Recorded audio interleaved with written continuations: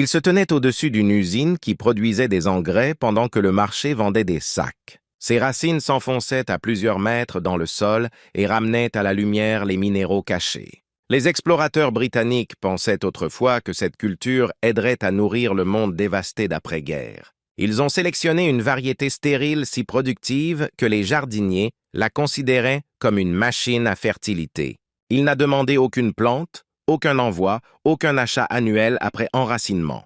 Puis le monde s'est tourné vers des emballages aux couleurs vives, un travail rapide et une certitude en laboratoire. Après cela, une alerte à la sécurité a contribué à enterrer la réputation de jardin de la plante. L'outil vivant est devenu une herbe suspecte et la plupart des fabricants ont cessé de poser des questions sur l'herbe perdue. Mais les vieux essais, les vieilles boutures et les vieux jardiniers n'ont jamais complètement disparu. Cette histoire révèle qui a créé Bocking 14 et pourquoi son retour est important maintenant. Bocking 14 consoude n'est pas simplement un autre l'hiver dans le jardin. C'est un moteur vivant. Ses feuilles s'élèvent chaque printemps, épaisses et larges, alimentées par une racine pivotante qui s'enfonce à 3 mètres dans le sol. Alors que la plupart des cultures grattent la surface à la recherche de nutriments, cette plante creuse vers le bas, atteignant les veines minérales épargnées par les racines peu profondes. Le potassium, le calcium, l'azote et le phosphore sont extraits du sous-sol profond et chargés dans chaque feuille. Cette plante est conçue pour l'abondance. Une fois enraciné, le Bocking 14 peut être ramené au sol 4 à 5 fois par saison. Attendez seulement 4 semaines après la récolte et la zone est à nouveau luxuriante, prête pour le prochain cycle. Au cours d'une saison de croissance, jusqu'à 100 tonnes de biomasse foliaire peuvent être produites par acre, soit plus que presque n'importe quelle autre culture de plein champ.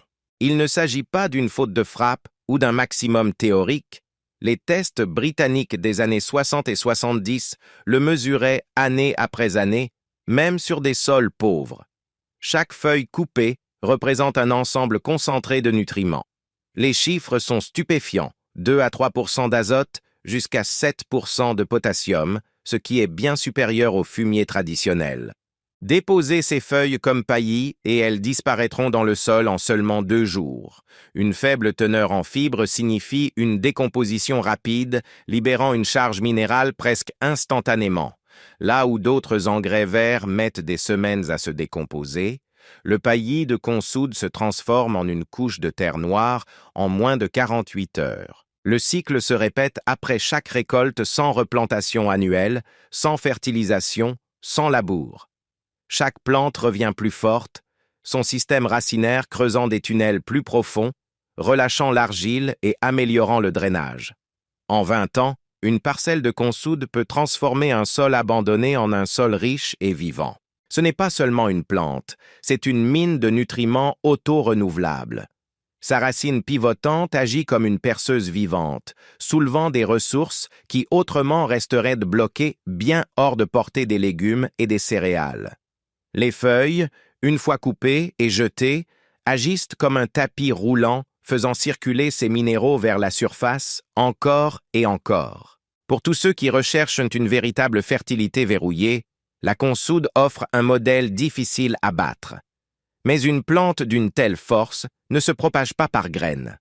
Bocking 14 est un hybride stérile créé pour rester sur place sans être envahissant, sans que les mauvaises herbes ne prennent le dessus. Lawrence Hills n'avait pas l'air d'un révolutionnaire. En 1954, c'était un jeune jardinier britannique avec la tête pleine de soucis d'après-guerre, des étagères vides, un sol fatigué et le sentiment que les réserves alimentaires mondiales étaient toujours à une mauvaise saison du désastre.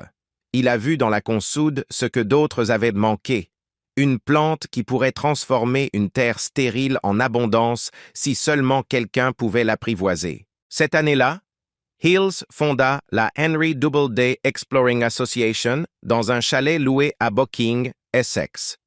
La mission était simple mais radicale, prouver avec des chiffres concrets et des essais sur le terrain que la consoude pouvait nourrir les humains et le bétail sans produits chimiques ni fumier importé. Le défi concernait autant le contrôle que l'abondance, la consoude sauvage étant connue pour se propager par graines, envahissant les champs et les haies. Hills savait qu'aucun agriculteur ne ferait confiance à une usine capable de s'emparer de ses terres. Il a donc décidé de créer une version qui resterait sur place. Une consoude qui pourrait être contrôlée plutôt que redoutée. Au cours des années suivantes, il collectionna des variétés de consoude à travers la Grande-Bretagne, déterrant les racines de vieux jardins et de fermes abandonnées. En 1958, il avait obtenu un terrain de 3/4 d'acre à Bocking, ne payant que 10 livres de loyer par an. Hills a commencé à cultiver 21 variétés différentes côte à côte sur des terres louées. Le travail était lent, sale et souvent solitaire, et il vivait à côté du site expérimental, s'occupant des rangs de consoude sous la pluie et la sécheresse, enregistrant chaque fragment de données. Il a croisé la consoude de Russie, connue pour sa vigueur, avec la consoude commune, à la recherche d'une plante qui ne produirait pas de graines. Il a fallu des années de sélection et de sélection impitoyable, mais au début des années 60, une variété s'est démarquée. Le Bocking 14 était stérile, ne produisait pas de graines viables et montrait une résistance obstinée à la rouille et aux maladies. Plus important encore, elle a produit la teneur en éléments nutritifs la plus élevée, en particulier en potassium, de toutes les variétés testées. Les cahiers de Hills remplis de tableaux de rendement et d'analyse minérale. Il a suivi les taux de repousse, les poids de coupe et les effets de différents sols, et les premiers membres de l'association, pour la plupart des jardiniers ordinaires, ont fait don de quelques centimes et de quelques livres pour soutenir les essais.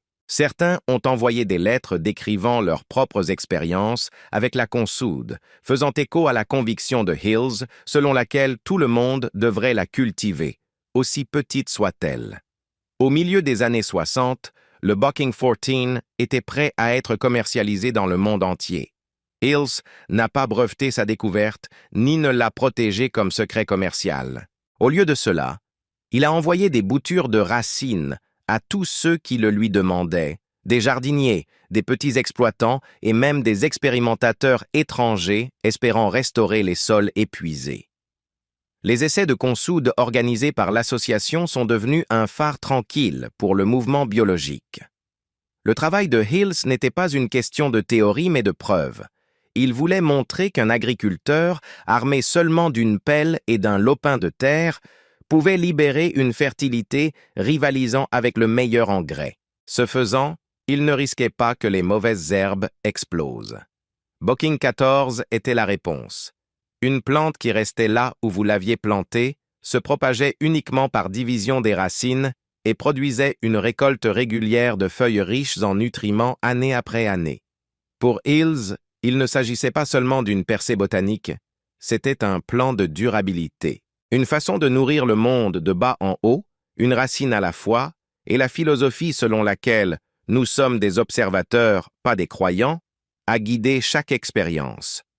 L'association est née des dons de gens ordinaires qui croyaient que la science pouvait confirmer la sagesse ancienne sur le sol vivant. Chaque bouture envoyée portait non seulement une plante, mais aussi l'idée d'indépendance vis-à-vis de la fertilité achetée. Les analyses en laboratoire ne laissent aucun doute sur la supériorité de la consoude. Les feuilles fraîches de Bocking 14 contiennent 2 à 3% d'azote, environ 1% de phosphore et une plage de potassium allant jusqu'à 7%. Ce dernier chiffre, le potassium, est ce qui fait de la consoude un engrais remarquable. Pour les plantes fruitières, le potassium est la clé de récoltes abondantes et sucrées et la consoude en fournit plus que presque n'importe quel engrais ou culture verte. Le fumier côte à côte dépasse rarement 1,5% de potassium, tandis que les feuilles de consoude peuvent quadrupler ce chiffre. Il ne s'agit pas seulement des nutriments essentiels. La faible teneur en fibres de la consoude signifie que ces nutriments sont libérés presque instantanément.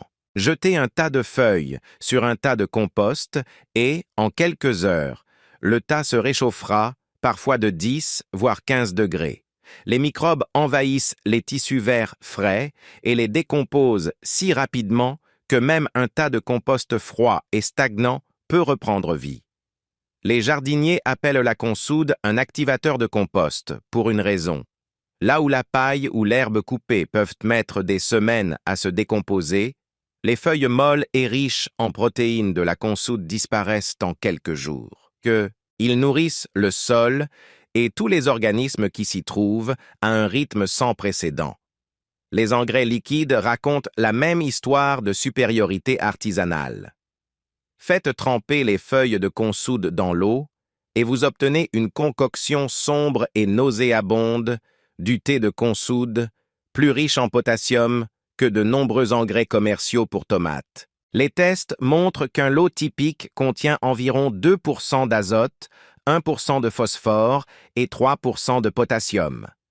Ces performances correspondent ou dépassent les cristaux bleus synthétiques vendus dans les jardineries. La différence réside dans la source. Le thé de consoude est infusé à partir d'une plante que vous coupez gratuitement, plutôt qu'à partir d'un sac que vous achetez encore et encore. Chaque mesure, chaque test, chaque seau de feuilles pourries pointe dans la même direction. La consoude ne rivalise pas seulement avec les engrais chimiques, elle les surpasse pour les nutriments les plus importants pour les cultures vivrières. C'est un fait que l'industrie des engrais ne pouvait ignorer au milieu du XXe siècle. De plus, des tests historiques et modernes montrent que l'alimentation à base de consoude à domicile peut être extrêmement efficace. Cependant, la force des nutriments varie en fonction du lieu et de la méthode de préparation, ce qui ajoute du réalisme aux anciennes promesses.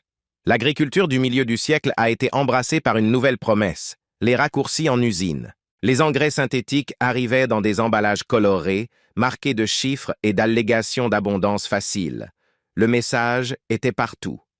Sur les panneaux d'affichage, dans les magazines sur papier glacé, voire dans les brochures gouvernementales, de l'azote, du phosphore et du potassium, mesurés au gramme près à être dispersés en quelques minutes.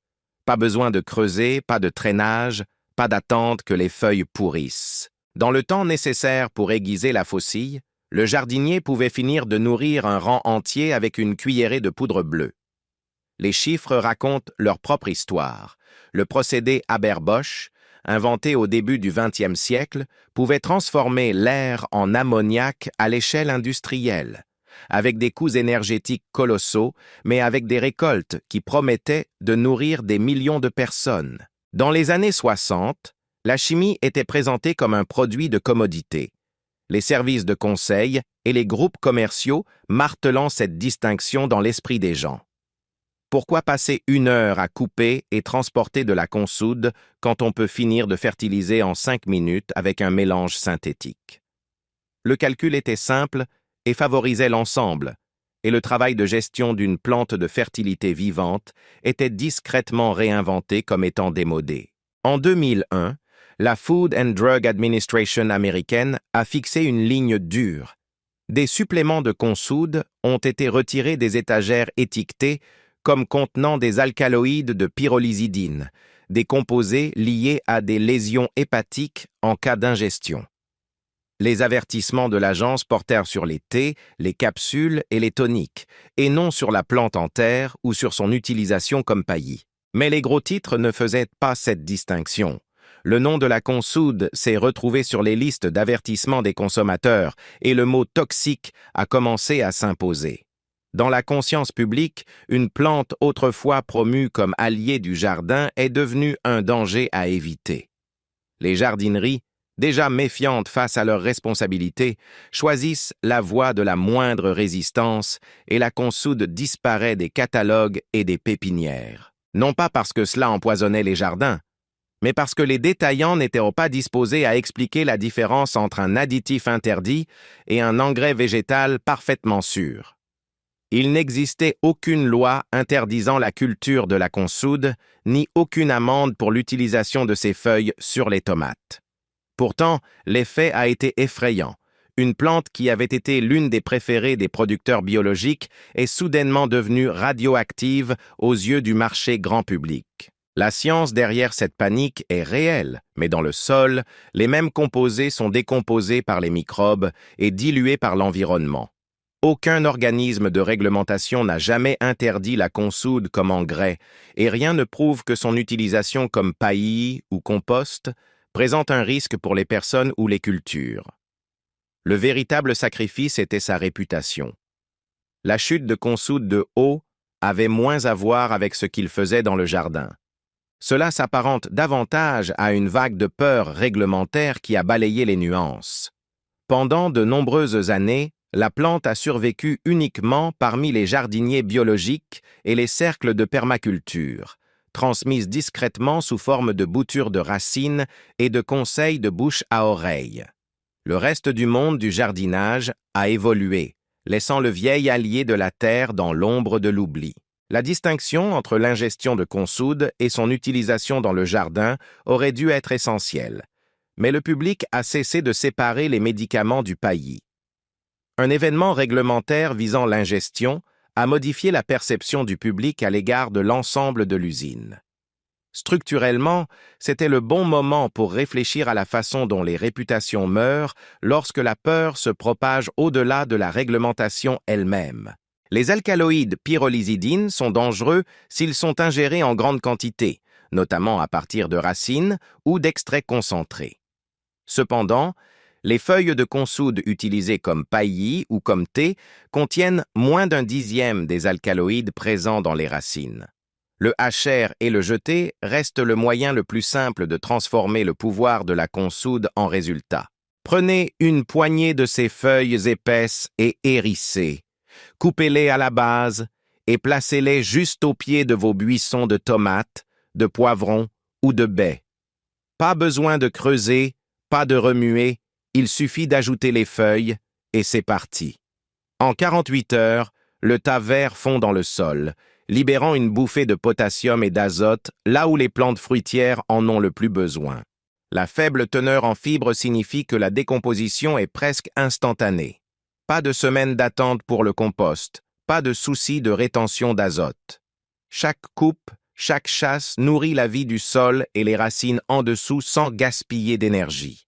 Pour un regain de liquide, il existe le fameux thé à la consoude. Remplissez un seau de feuilles fraîches, ajoutez de l'eau et laissez fermenter pendant une semaine ou deux. Le résultat est une infusion sombre et fétide, plus forte que de nombreux engrais achetés en magasin.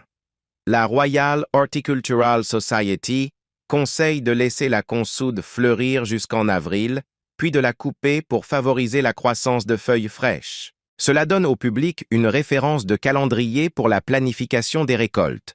Une fermentation de plus de 30 jours n'augmente pas la teneur en éléments nutritifs selon les tests modernes. Un vétéran britannique de la permaculture se tient au milieu de son champ de consoude, dont les racines sont profondément ancrées dans le même sol depuis plus de 15 ans. Chaque printemps, les plantes reviennent sans stress, produisant jusqu'à 5 récoltes abondantes par saison sans intervention chimique. Il passe sa main dans les feuilles épaisses, se souvenant des premières années où chaque sac d'engrais était une dépense. Aujourd'hui, il estime que son petit jardin économise près de 2000 $ par décennie grâce au cycle de coupe et de rejet de la consoude. Dans une ville située à une centaine de kilomètres de là, un jardinier de la ville remplit un seau de feuilles de consoude en prévision de l'odeur infâme. Elle cultive des tomates sur un balcon en béton, mais la routine est simple. Hacher les feuilles, les jeter autour des pots et les laisser fondre dans le sol. Pour un regain de liquide, elle fait fermenter du thé de consoude suffisamment fort pour surpasser la plupart des poudres bleues de la jardinerie. Sa facture d'engrais a diminué de 70% et ses plantes le montrent à chaque saison. Dans un jardin communautaire, un pédologue explique les chiffres. Les feuilles de consoude, utilisées comme paillis ou comme thé, contiennent moins d'un dixième des alcaloïdes pyrrolizidines présents dans les racines. Les microbes présents dans le sol les décomposent rapidement et il n'existe aucune preuve reliant le paillis de consoude aux toxines présentes dans les cultures. À l'heure actuelle, les prix des engrais atteignent des niveaux records, alors que la santé des sols se dégrade partout dans le monde. La Banque mondiale montre que les prix des engrais ont augmenté de 220% entre avril 2020 et mars 2022. L'urée a dépassé son pic de 2008, créant des vulnérabilités pour les producteurs alimentaires du monde entier. L'Agence internationale de l'énergie rapporte que les engrais représentent environ 1,23 gigatonnes d'équivalent dioxyde de carbone par an. La production d'ammoniac représente à elle seule environ 1,3% des émissions de dioxyde de carbone du système énergétique, des chiffres qui donnent au film une perspective systémique mondiale. Pour les producteurs modernes, planter de la consoude n'est pas nostalgique. C'est une rébellion contre l'instabilité.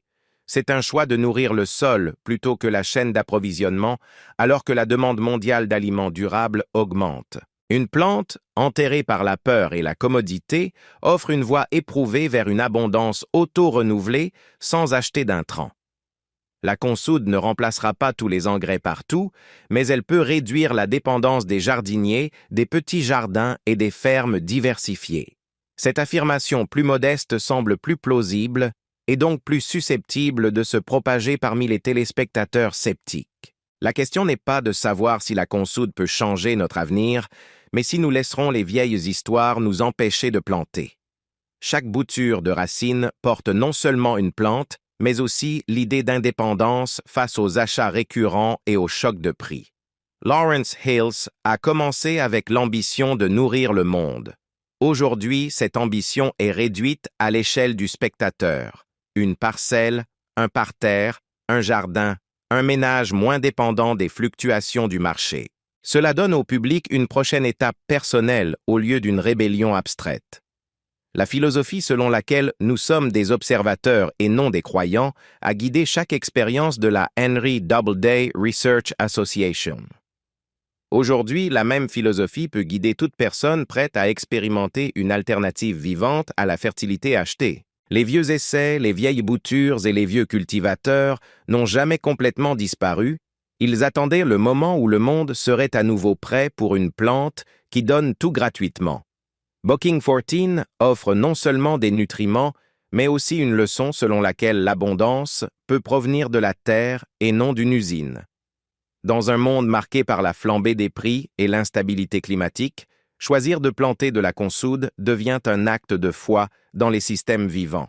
Que risqueriez-vous pour vous libérer de la terre en commençant par une racine profonde dans votre sol?